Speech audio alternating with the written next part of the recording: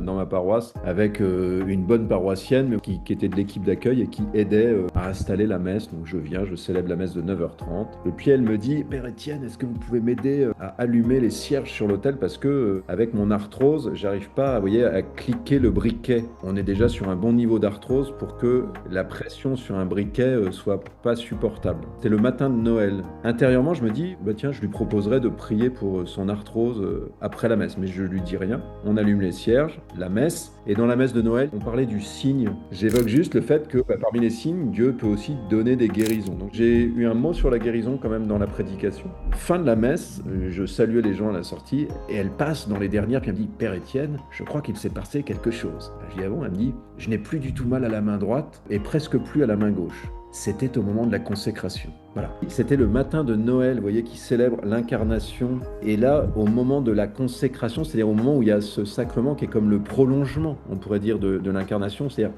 où Dieu, qui est venu dans la chair des hommes, il se rend présent dans ce corps sacramentel qu'est le pain, qui devient ce corps de Jésus. Vous voyez, il y a comme un espèce de prolongement.